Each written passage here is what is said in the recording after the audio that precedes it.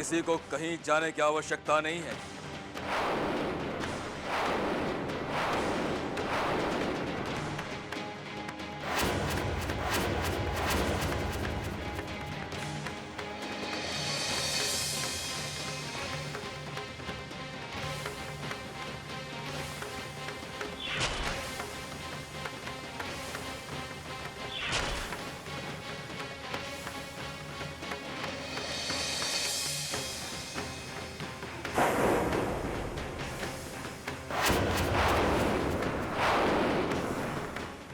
काका महाराज,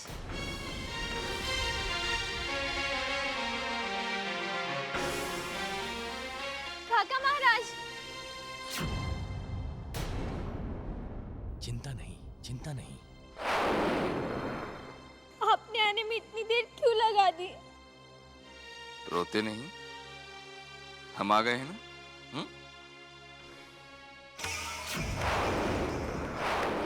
अब सब ठीक हो जाएगा।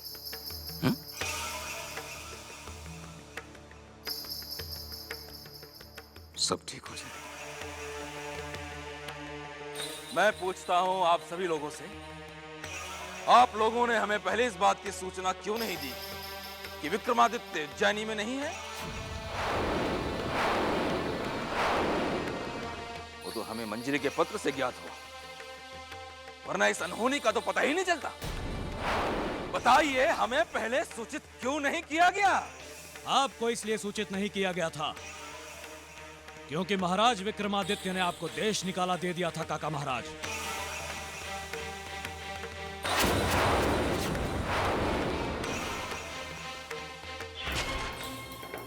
काका, आपको देशद्रोह के जुर्म में देश से निकाल दिया जाता है।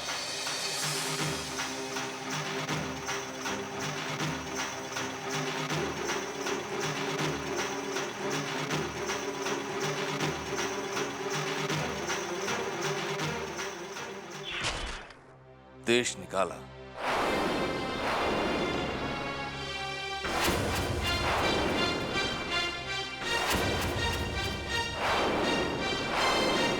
अब उसकी याद दिलाने की आवश्यकता नहीं है कारंग, क्योंकि उसी देश निकाले के कारण उज्जैनी का नाम मेरे हृदय से मिट गया था।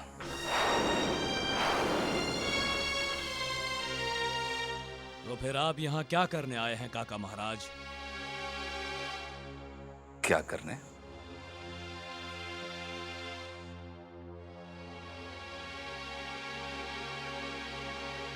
हम यहाँ आए हैं अपनी मातृभूमि की रक्षा करने के लिए, और ये हमारा जन्मसिद्ध अधिकार है। इस अधिकार से हमें अधिकार राट रोक सकता है, राट रोक सकता है, राट रोक सकता है, राट रोक सकता है। आज से उज्जैनी पूरी तरह से सुरक्षित है। आज से उज्जैनी पूरी तरह से सुरक्षित है। आज से उज्जैनी पूरी तरह से सुरक्षित है।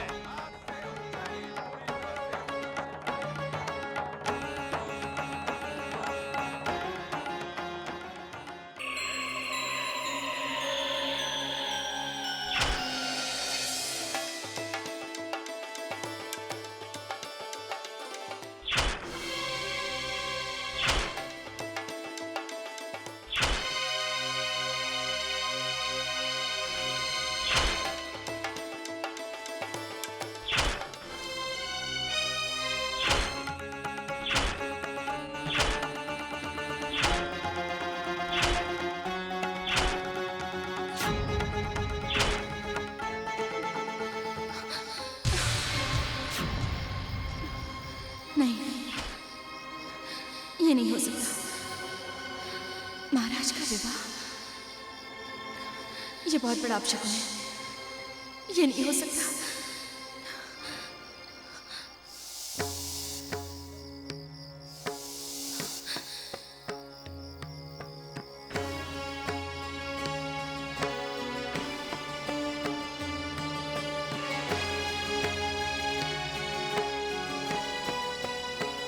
हमारी रक्षा करना शनि जी। अगर ऐसा हो गया तो हम मर जाएंगे। ओम शं शनिश्चराय नमः।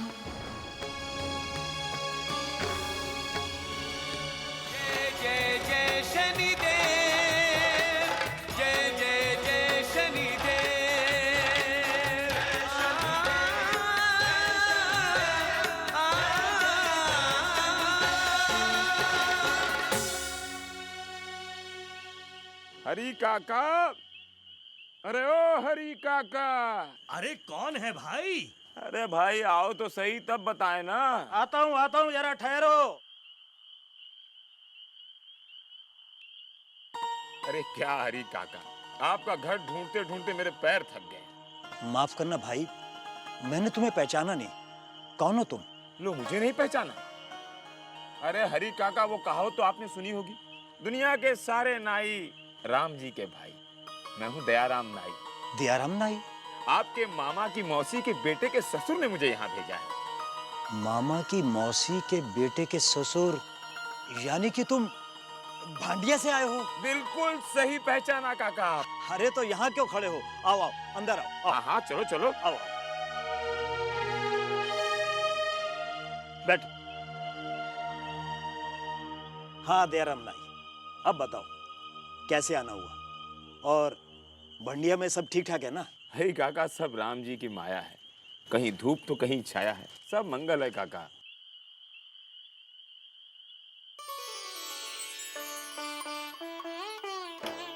हरी काका, ये आपकी बेटी है? हाँ हाँ, मेरी बेटी। आपकी बेटी के लिए रिश्ता लाया हूँ। सच? आलूलिका बेटी, जी बाबा। बेटी यार अपनी माँ को तो भेज। जी बाबा।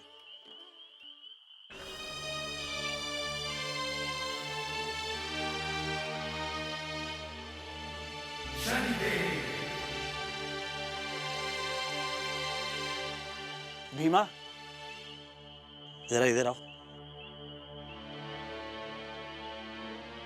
इनके लिए अंदर से कुछ खाने पीने के लिए लेके आ रहा हूं।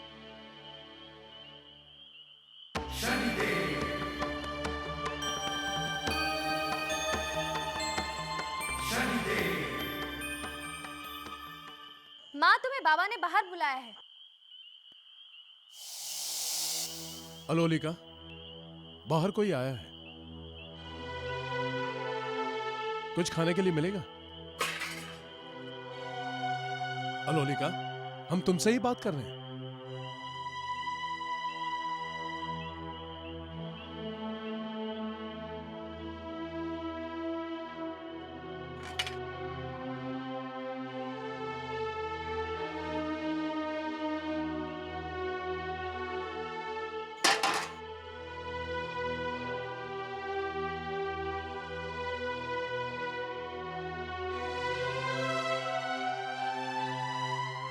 लड़का बहुत संस्कारी है काका। सुबह उठता है, माता पिता के चरण छूकर ही अपने कार्य पर निकलता है। सच? भाई वाह, लड़का तो बहुत ही अच्छा है। दयाराम नाई, तुमने तो मेरी चिंता ही दूर कर दी। ओ भीमा आ गया, लो पानी पियो और गुड़ खाओ। गुड़ है काका? गुड़ तो मुझे बहुत पसंद है, लाओ भाई लाओ। अजी सुनते हो? आया। मैं अभी आया। हाँ जाओ काका।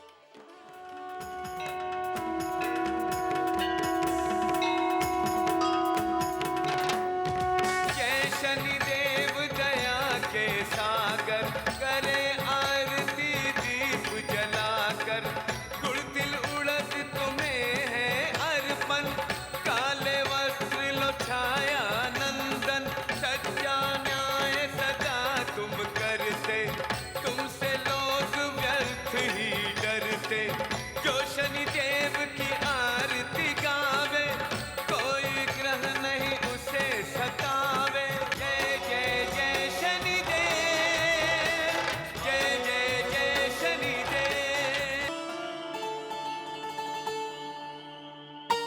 ये कौन है काका? ये भीमा है, बेचारा वक्त का मारा है, हमारा यहीं रहता है, घर के छोटे मोटे काम कर दिया करता। मतलब ये आपका नौकर है?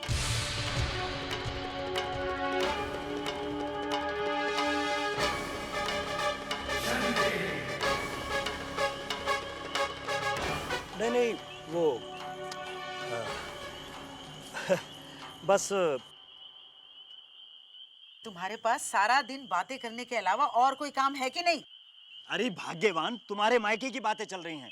ये दयाराम है, तुम्हारे मायके से आए हैं। भगवान, क्या हो गया मेरे मायके में? कोई बुरी खबर तो नहीं है? मैं क्या करूं? अरे भाग्यवान, तुम तो बेकार में डर रही हो। ये तुम्हारी बेटी के लिए रिश्ता लेके आए हैं। क्या? हाँ हाँ, अलोलिका के लिए? हाँ हाँ। अरे तो पहले क्यों नहीं बताया? मेरी तो जान ही निकल गई थी।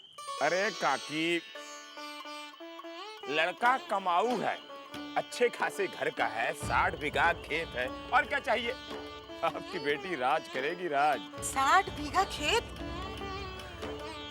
जो रिश्ता मैं तय करवाता हूँ वहां दान दहेज देने की आवश्यकता नहीं पड़ती। वो घर तो वैसे ही खुशियों से भर जाता है। इधर आओ। अब खड़े खड़े सोच क्या रहे हो? जल्दी जाओ और ये रिश्ता तय करके आओ। दोबारा ऐसा मौका नहीं मिलेगा। अरे हमें दान दहेज भी नहीं देना पड़ेगा। मैं तो कहती हूँ आज ही चले जाओ, इस करमजली से भी छुटकारा मिल जाएगा हमें। अरे भाग्यवान, चला जाऊंगा चला जाऊंगा। तुम तो हथेली पे सरसों जमाने वाली बात करती हो। दयाराम, सच तुमने बहुत बड़ा उपकार किया है मेरे। नहीं काका, मैं किसी पर उपकार नहीं करता।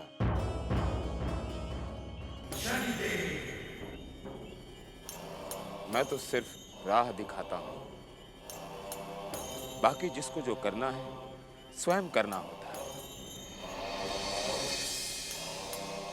अगर आपको लड़का देखना है तो कल मैं उसी गांव जा रहा हूं, आप मेरे साथ चल सकते हैं। हाँ हाँ, ले जाइए आप इन्हें अपने साथ। दयाराम, आज रात को यहीं आराम करो, कल मैं आपके साथ चलूंगा। शुभ रात्रि। शुभ रात्रि।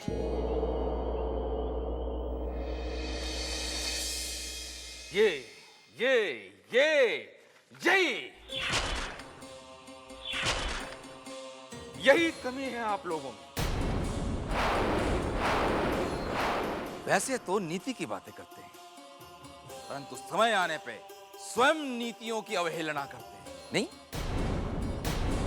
9 रत्न, 9 बुद्धिजीवी, 9 ज्ञानी हैं आप लोग,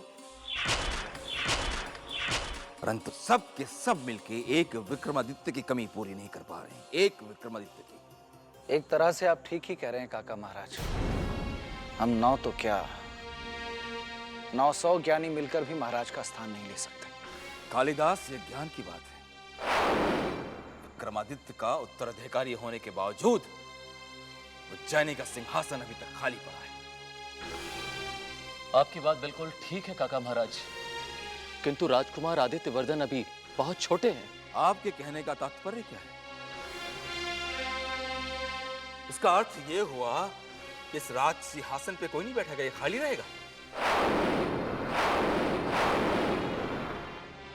कोई नहीं बैठेगा इसमें? जवाब दीजिए। आप स्वयं ही क्यों नहीं बैठ जाते सिंहासन पर? ब्रहरुचि, आज के बाद दरबार में ऐसी कोई बात नहीं की जाएगी, वरना लोग ये कहेंगे कि अवसर मिलते ही काका महाराज उज्जैनी के सम्राट बन बैठे। अगर इस सिंहासन पे कोई बैठेगा तो विक्रम का पुत्र आदित्य। यही तो मैं भी कह रहा हूं कि आने वाली पूर्णिमा को ही शुभ मुहूर्त है आदित्य वर्धन को युवराज बनाने के लिए। आने वाली पूर्णिमा की प्रतीक्षा नहीं कर सकते। हमें जल्द से जल्द आदित्य वर्धन को गुरुकुल से लाके यहां सिंहासन पर बिठाना होगा।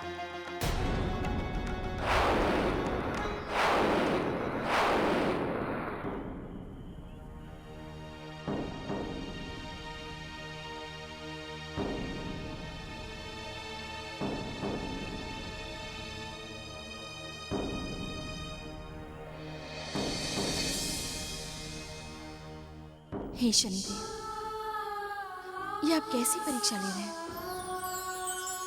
आज हम आपको क्या भोग लगाएं? हमारे पास तो कुछ भी नहीं है। महारानी मदन लेखा, हम तुम्हारी श्रद्धा और भक्ति से बहुत प्रसन्न हुए और इस भक्ति का फल हम विक्रमादित्य को दे रहे हैं। इसी भक्ति के कारण हम तुम्हारे पति को अलोलिका से बचाने नायक बनकर हरिया के घर रिश्ता लेकर पहुंचे हैं। अन्यथा विक्रमादित्य के पिछले जन्मों के कर्म तो ऐसे हैं कि उसे 7.5 के 7 साल भूखे प्यासे तिल तिल कर जीवन जीना था। महारानी मदन लेखा, हम शिव जी के दिए न्याय के सिंहासन से बंधे हैं। कर्मों के दंड को क्षमा तो नहीं कर सकते, पर तुम्हारे पुण्य कर्मों का फल विक्रमादित्य को अवश्य देंगे। नहीं, ये कभी नहीं हो सकता। तुम चाहे जो कुछ कर लो, पर हमारा निर्णय अटल है। हम इस निर्णय के बारे में कुछ नहीं जानते हैं। हम सिर्फ इतना जानते हैं कि हम तुमसे बहुत प्यार करते हैं और हम तुमसे शादी करके रहेंगे। तुम समझते क्यों नहीं? तुम तो ये भी नहीं जानते कि हम कौन हैं। हमें इससे कोई मतलब नहीं। तुम सिर्फ इतना जान लो कि हम तुमसे बहुत प्यार करते हैं। अब चाहे दुनिया इधर की उधर क्यों ना हो जाए, हम तुमसे शादी करके रहेंगे। हम तुमसे शादी करके रहेंगे। शादी करके रहेंगे।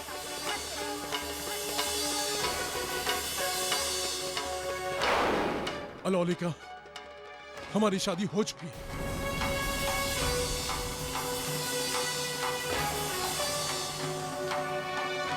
क्या तुम्हारी शादी हो चुकी है? हाँ लोलिका, हमारी शादी हो चुकी है। नहीं, ये नहीं हो सकता। तुम हमसे झूठ कह रहे हो। तुम्हारी कोई शादी नहीं हुई। तुम हमसे ये सब कुछ इसलिए कह रहे हो ना, ताकि हम तुम्हारे पीछे ना पड़े। हम सब समझते हैं। नहीं अलोलिका, हमने हमारे जीवन में कभी झूठ नहीं कहा। भीमा, तुम भी हमारी एक बात जान लो। हमने जिस चीज को पाने की कोशिश की है, उसे हर कीमत पे हासिल किया है। तुम्हारी शादी हुई है या नहीं हुई है, इससे हमें कोई